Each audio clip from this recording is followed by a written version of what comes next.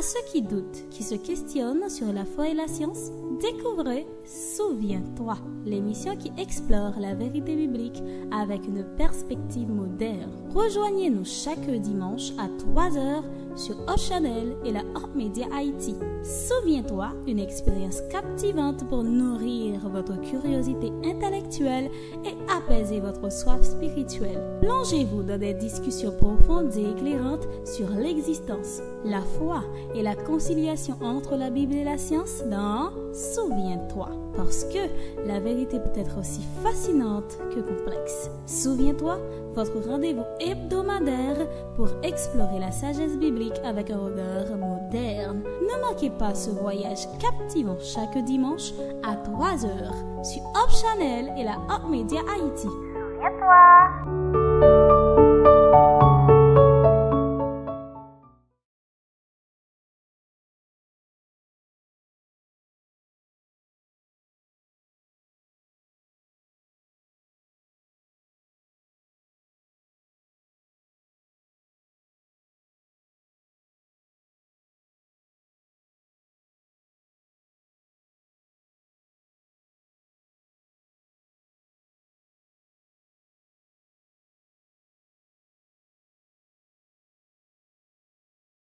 Internautes, téléspectateurs, téléspectatrices, merci de votre fidélité à cette émission. Nous sommes toujours très heureux de vous accueillir et de passer du bon temps ensemble.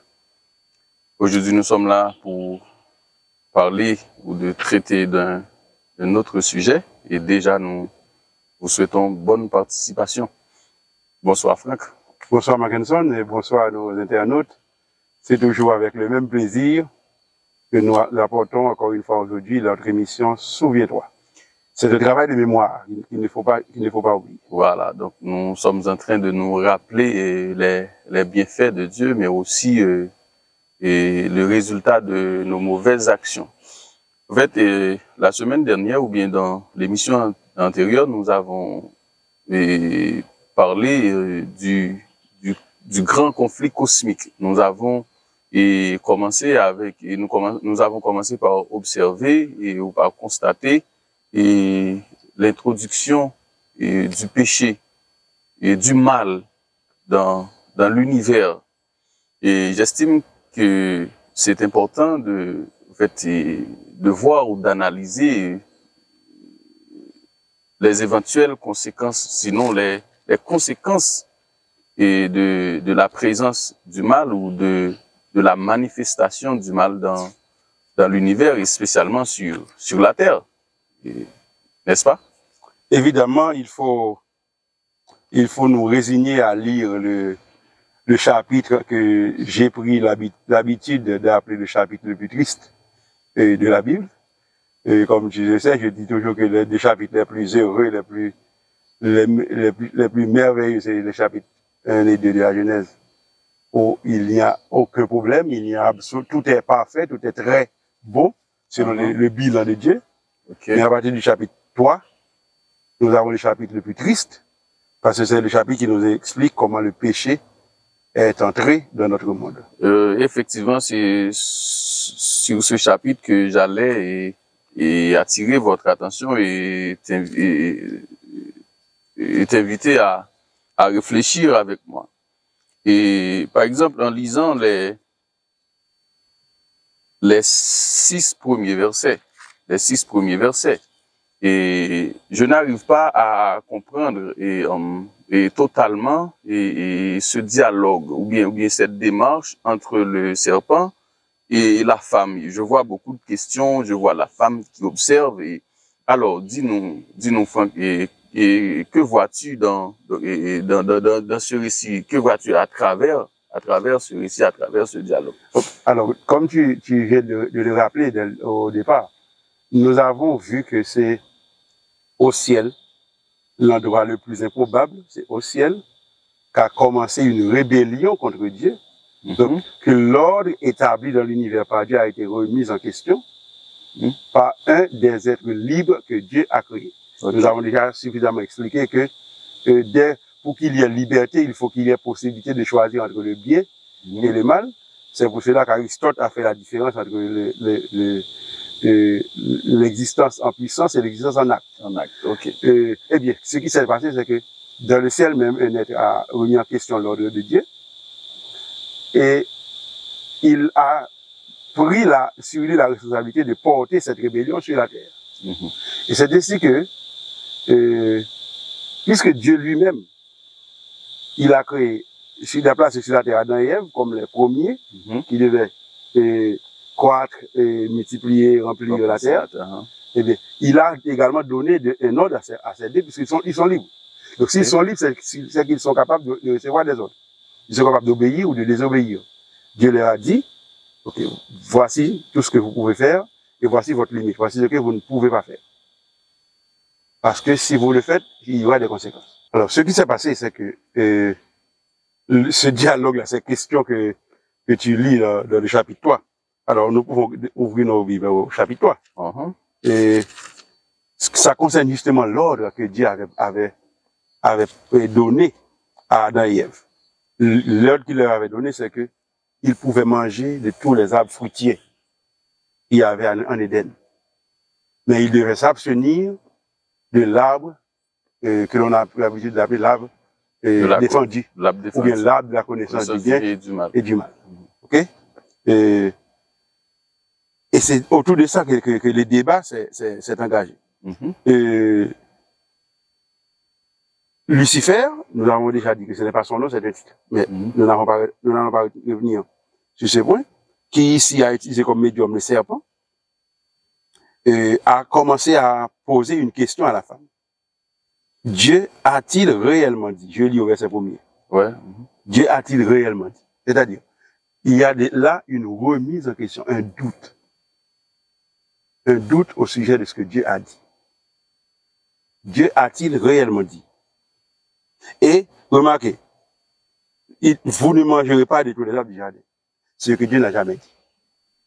Donc, non seulement il y a une remise en question, mais il y a une déformation de la parole de Dieu. Dieu a dit, tu pourras manger de tous les arbres du jardin, sauf celui de la connaissance du bien et du mal. Mais le serpent, lui, il dit, Dieu a-t-il réellement dit, vous ne mangerez pas de tous les arbres du jardin. Donc lui, il a amplifié la chose. Il a amplifié la chose, il a modifié, il a pas seulement modifié, mais il a pratiquement perverti. Okay. Il a perverti la parole de Dieu. Et à ce moment-là, on peut imaginer que la femme était de bonne foi. Elle a répondu, nous mangeons du fruit des arbres du jardin. C'est seulement de l'arbre qui est au milieu du jardin. C'est au sujet de cet arbre que Dieu a dit, vous n'en mangerez point et vous n'y toucherez point, de peur que vous ne mouriez. Donc, elle a essayé de rétablir la vérité initiale. À ce moment-là, le serpent a dit, en réalité, vous ne mourrez pas. Vous ne mourrez point. Pas même pas, mais point. Au contraire, c'est parce que Dieu sait que le jour où vous en mangerez, vos yeux s'ouvriront et vous serez comme des dieux connaissant le bien et le mal. Donc, il y a ici, je dirais, une remise en question totale de la parole de Dieu. Et il y a une accusation portée contre Dieu. Ok? Il y a même une accusation portée contre Dieu du fait que Dieu aurait choisi délibérément de priver Adam et Ève de quelque chose qui leur est possible, en réalité qui leur est même nécessaire. C'est que, d'après Satan, Dieu choisit de placer des limites à Ève et Adam pour empêcher qu'ils ne deviennent de Dieu, pour empêcher qu'ils ne parviennent à une connaissance supérieure, à une connaissance du bien et du mal. Donc, qu'est-ce que tout ça peut vouloir dire? Aujourd'hui, nous autres qui avons reçu de Dieu l'ordre de dominer sur la nature, et nous ne pouvons pas dominer sur la nature si nous ne nous questionnons pas sur la nature. Donc, nous devons nous questionner pour pouvoir aller plus loin. Ne pas uniquement nous fier à ce que les apparences nous disent. Eh bien, on pourrait être tenté de dire, eh bien, cette démarche, c'est une démarche scientifique. Ah, tu estimes qu'il y a de la science dans ce dialogue? On pourrait être tenté de croire qu'il y a de la science dans la mesure où il y a un questionnement. Ok? où il y a un questionnement. On pourrait, mais normalement, la science moderne aujourd'hui, c'est d'abord observer, ensuite questionner. Voilà. Donc. Le problème, c'est que ce qui se fait ici, ce n'est pas un simple questionnement. C'est pas un questionnement pour découvrir la vérité, mais c'est un questionnement pour fuir la vérité. C'est un questionnement pour s'éloigner de la vérité, pour refuser d'accepter la vérité. Et ceci, on l'observe jusqu'à aujourd'hui. Évidemment, je n'ai pas envie d'entrer dans ce point, parce que je sais que tu as des questions sur lesquelles tu dois enlever des doutes. Je ne voudrais pas changer de sujet. Mm-hmm. Mais ce que l'on constate ici, c'est que on peut mettre l'accent sur ce que nous pouvons appeler les sources de connaissances. Sources de connaissances. Les sources de connaissances. Tout cela se manifeste dans ce dialogue. Dans ce dialogue. Dans ce dialogue. Les sources de connaissances. Que faut-il entendre par là? Par exemple, je prends la Bible. Mm-hmm. Nous avons, dans les émissions antérieures, établi clairement pourquoi le récit de la Bible, c'est le récit le plus fiable que l'on ait dans toute l'histoire de l'humanité. Et la science fonctionne à base de ce qu'on appelle des paradigmes, c'est-à-dire des modèles qui permettent d'interpréter les recherches scientifiques et mener des modèles d'analyse. Des modèles d'analyse. On peut le résumer comme ça.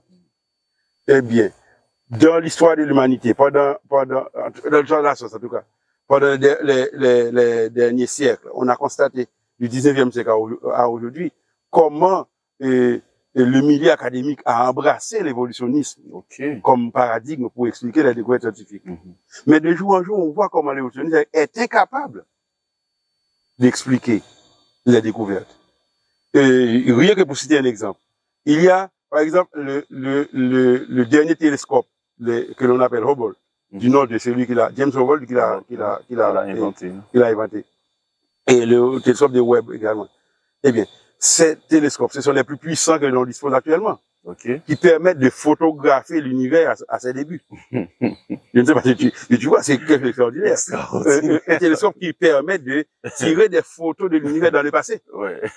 Donc, on peut photographier l'univers à ses débuts. En créole, nous dirions que l'homme bat col en pile. C'est-à-dire, c'est comme une machine à remonter dans le temps. Eh bien, qu'est-ce que les photographies, les dernières photographies tirées de l'univers montrent actuellement? Ces photographies montrent justement que tout le modèle évolutionniste, le modèle darwinien, c'est un modèle qui ne tient pas. Parce que ce que ces modèles présupposent comme point de départ ne correspond pas à ce que ces photos montrent. Les photos montrent que dès le départ, l'univers est complexe, complet. Je dis deux mots. Complexe et complet. Okay? Donc, il n'y a pas eu un temps où l'univers a attendu la formation de ceci, ou ajouter à la formation de cela, à une certaine accumulation. Donc, c'est de manière, je dirais, planifiée, que dès le départ, l'univers est sorti, je dis, des mains du Créateur, complet et complexe. C'est ce que les photos montrent. Mais on peut se demander. Mais si, maintenant, même les découvertes scientifiques montrent que c'est le récit de la création qui correspond à la vérité, pourquoi est-ce que notre modèle est encore enseigné à l'université? Non seulement il est enseigné, mais il a une plus grande presse que le modèle qui correspond à ce que les découvertes montrent. Eh bien, il y a beaucoup d'explications à cela. Mais l'une des explications, c'est que lorsque les scientifiques sont déjà habitués à un paradigme, ils ne l'abandonnent pas parce que l'autre se montre plus fertile, plus efficace. C'est pas pour ça qu'ils vont abandonner le premier. Puisqu'ils étaient déjà dans le premier, ils vont rester dans le premier jusqu'à leur mort. C'est-à-dire, il ne faut pas croire que les gens sont toujours motivés par la vérité. Pourrait-on parler ici d'une sorte d'endurcissement scientifique? C'est comme un endurcissement. Et le premier, quand j'ai lu ça dans un ouvrage scientifique qui rapporte les propos d'un autre scientifique, j'ai été étonné. J'ai lu ça dans Thomas Kuhn. Thomas Kuhn, tous ceux qui étudient l'épistémologie, etc., ils connaissent l'auteur dont je parle, qui a écrit la structure des recherches scientifiques, qui a cité un physicien très très connu, l'un des meilleurs physiciens du XXe siècle, qui s'appelle Max Planck, Max Planck. OK?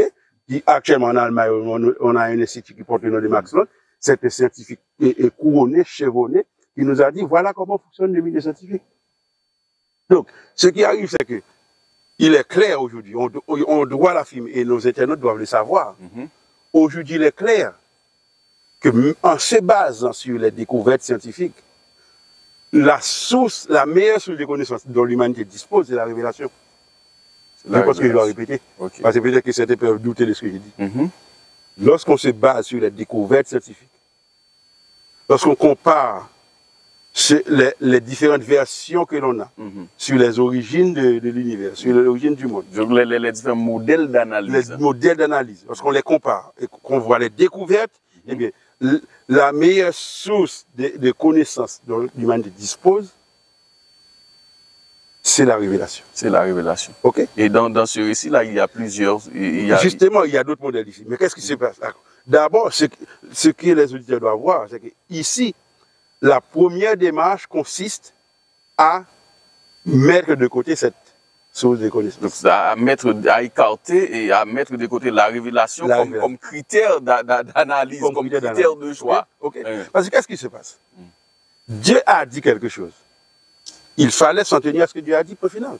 Ce qu'il y a dès le départ, c'est qu'il y a une remise en question du modèle de la révélation comme source de savoir, alors que c'est le modèle qui donne de la sécurité. Dieu dit quelque chose. Qu'est-ce qu'il faut faire? C'est accepter ce que Dieu dit. Et obéir. Et obéir. Mais qu'est-ce que Lucifer lui-même a fait? Puisqu'il a déjà fait le choix qu'il ne marchera plus dans l'ordre établi par Dieu, donc il questionne tout ce que Dieu dit. Il n'invente pas quelque chose de nouveau. Il de préférence remet en question ce que Dieu dit. Et qu'est-ce qu'il fait? Il embarque avec lui, il insinue à Ève l'idée que elle-même, elle n'a pas compris ce que Dieu a dit. Okay. Oui, voilà. Donc, il pose des questions rhétoriques dans ce cas. Dieu a-t-il réellement dit? Donc, il sait que Dieu a dit quelque chose. Mais c'est comme ça, je demande, as-tu bien entendu ce que Dieu a dit? Réellement. Et elle a cessé de dire, non, ce que tu dis, c'est parce que Dieu a dit. Voici ce que Dieu a dit. Maintenant, il progresse un peu. Il dit, ok, mais ce que tu dois comprendre, c'est qu'en réalité, c'est parce que Dieu veut t'empêcher d'accéder à la connaissance. Donc, il remet en question l'autorité. Il remet en question la parole de Dieu, il remet en question la bonté, l'amour de Dieu, il remet en question Dieu lui-même. Dieu lui-même, voilà. En réalité, il a été dit, c'est parce que Dieu ne fait pas de rival. Parce que si tu manges de ce fruit, tu vas devenir comme Dieu. Tu connaîtras le bien et le mal. C'est ça qu'il a dit. Donc, on a constaté que, par exemple, en tant que, je dirais, gens toi et moi, nous sommes dans les sciences sociales. Oui. Et nous pouvons être sensibles à ça. On voit par exemple comment un homme comme Auguste Comte, lorsqu'il a proposé la théorie des 3 états, eh bien, pour essayer d'expliquer comment ce qu'il appelle le développement total de l'intelligence humaine, depuis son premier sort jusqu'à aujourd'hui, comment ce développement a procédé. Eh bien, successivement. Il fait croire que l'intelligence humaine passe successivement par 3 états théoriques différents et qu'il commence par l'état théologique, transite par l'état métaphysique pour aboutir à l'état scientifique, à l'état positif. Donc c'est comme si, pour lui, l'état scientifique serait supérieur à l'état métaphysique et à l'état théologique. L'état théologique, c'est comme je dirais, un moment qui correspondrait à l'enfance de l'humanité. Donc, quand l'humanité devient mûre, devient prête pour de grands exploits, mature pour de grands exploits, à ce moment-là, c'est la science qui parle. La théologie n'a plus d'identité. On dirait que quand l'humanité aurait sa carte d'identité. Oui. Il est adulte.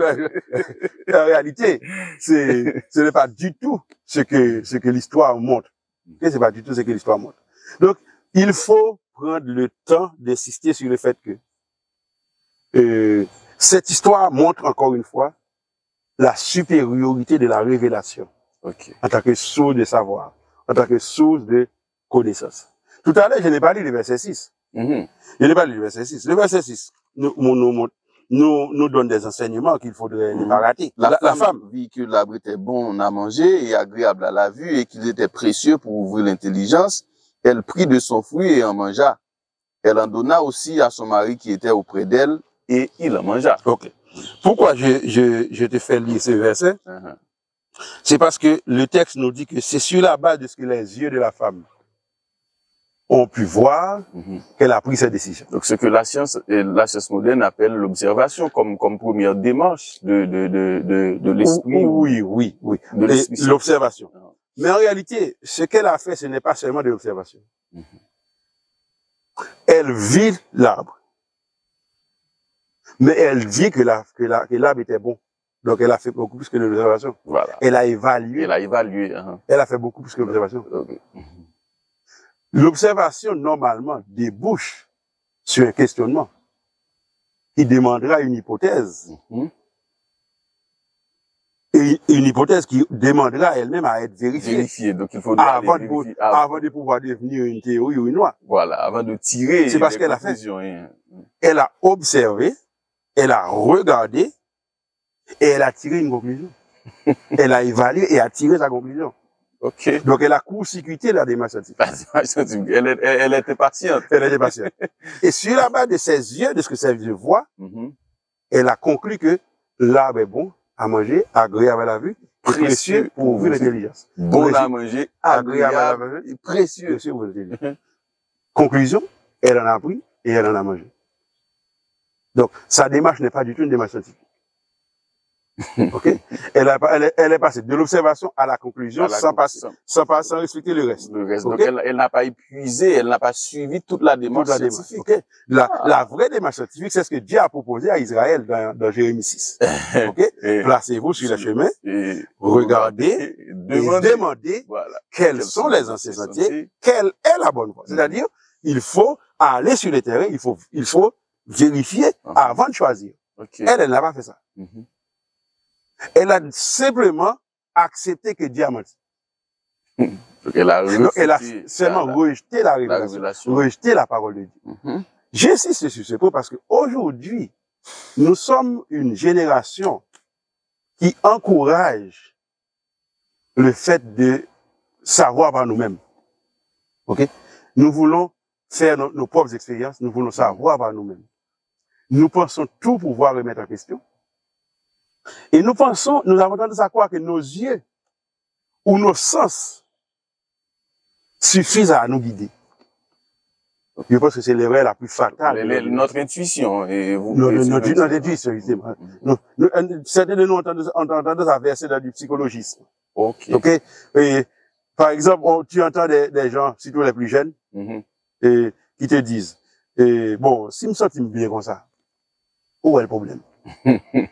Si je me sens bien comme ça, où est le problème? Comme si ce qu'on ressent aurait pu être un critère suffisant pour prendre de bonnes décisions. Voici ce que je vais proposer comme réflexion. Ok. Imaginons Adam et Ève sortis des mains de Dieu. Dans un Éden parfait avant le péché. Donc, sans défaut. L'Éden que Dieu a regardé et qu'il a dit, voici, c'était très bon. Très bon. Essayons d'imaginer le degré d'intelligence d'Adam et Ève par rapport à notre intelligence aujourd'hui. Nous autres qui vivons plus de 6000 ans après le péché. Donc 6000 ans de dégradation. Donc j'ai toujours envie de dire que Adam et Ève étaient 10 000 fois plus intelligents que nous. Voilà que Ève regarde, utilise toute son intelligence. Malgré tout, elle prend une mauvaise décision parce qu'elle a mis de côté la parole de Dieu. Donc, imaginons maintenant nous autres, pauvres misérables que nous sommes, après tout le péché qui a dégradé l'humanité, Imaginons aujourd'hui si nous risquons à croire que nous pouvons utiliser nos sens, nos intuitions, ce que nos yeux voient ou ce que nos membres ressentent comme critère pour agir. Nous sommes foutus littéralement. Donc, es-tu en train de dire qu'il n'y a aucune possibilité pour l'homme de prendre de très bonnes décisions pour sa vie et dans sa vie, et en mettant de côté la révélation et la parole de Dieu? C'est exactement ce que je suis en train de dire. Ok. Par exemple, Jérémie, au chapitre 9 de son livre, nous dit le cœur de l'homme est tortueux et il est méchant. C'est-à-dire, l'homme ne peut pas utiliser ce qu'il aime. Ok? Ce qui lui fait se sentir bien, il ne va l'utiliser comme critère pour prendre des bonnes décisions. Ok. C'est pas possible. Ok. Ok? Il faut faire confiance à la parole de Dieu et non à ses intuitions. D'accord, merci. Ok, et maintenant, le serpent, Lucifer à travers le serpent avait dit à la femme, et nous sommes au verset 4 et au verset 5. Donc alors le serpent dit à la femme, vous ne mourrez point. Mais Dieu sait que le jour où vous en mangerez, vos yeux s'ouvriront et que vous serez comme des dieux connaissant le bien et le mal. Et maintenant, arrivé au verset 7, nous voyons une autre chose. Donc, après avoir fini de manger le fruit, nous voyons que donc le verset 7 nous dit que les yeux de l'un et de l'autre s'ouvrirent, ils connurent qu'ils étaient nus. Maintenant, certes, les yeux et leurs yeux s'ouvrir, effectivement, comme le serpent l'avait promis, oui. Vos yeux s'ouvriront, leurs yeux se sont ouverts. Voilà, donc ils avaient aussi de la connaissance parce qu'ils ont reconnu qu'ils étaient nus. Mais maintenant, où est passée cette connaissance du bien? Eh bien, justement, regardons avec insistance un peu plus sur le verset 7, ce que le verset nous dit. Leurs yeux réellement s'ouvrirent.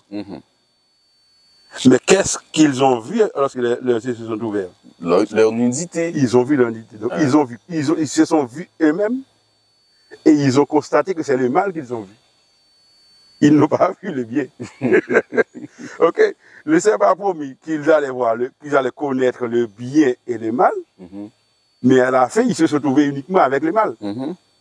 Ils n'ont pas connu le bien et ils ont connu le mal. Et en réalité, il faut prendre le soin de voir qu'ici, ils connaissent le mal, mais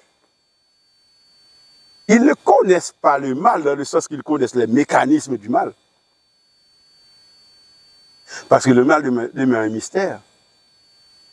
Ce qu'ils connaissent, c'est les conséquences du mal. Les conséquences du mal. Les conséquences du mal. Les effets néfastes du mal. C'est ce qu'ils recordent actuellement. Donc, le serpent n'a fait que mentir. Il leur a promis qu'ils allaient connaître, qu'ils seraient comme Dieu. Ils ont vu qu'ils ne sont pas comme Dieu. Ok? Ils ne sont pas comme Dieu. Et ils ne connaissent pas le bien. Ce qu'ils connaissent, c'est le mal. Et ils ne comprennent même pas comment le mal fonctionne. Et leurs descendants jusqu'à nous ne comprennent pas encore comment le mal fonctionne. Tout ce que nous connaissons, c'est les conséquences du mal. Oui. Au point que plus tard, nous verrons, durant l'ère chrétienne, un grand prédicateur comme l'apôtre Paul dira que je n'arrive pas à faire le bien que je veux. Je fais des préférences le mal que je ne veux pas. C'est-à-dire ce que les descendants d'Adam et Ève ont connu après le péché, ce n'est pas le bien, c'est le mal. C'est le mal. C'est le mal. Au point que l'être humain est doté ou est affecté de cette propension au mal. Propension au mal. Voilà. Quand je vais faire le bien, le mal est attaché à moi. C'est ce que l'apôtre Paul dit dans Romains chapitre 7. Oui, merci. Merci Franck. Et moi-même, j'ai été très édifié et je l'espère aussi pour vous, chers internautes et téléspectateurs, téléspectatrices. Et nous en avons beaucoup appris de ce sujet. Et nous sommes obligés de nous arrêter là pour aujourd'hui et nous donnons rendez-vous à la plus prochaine émission. Et n'oublie pas, souviens-toi.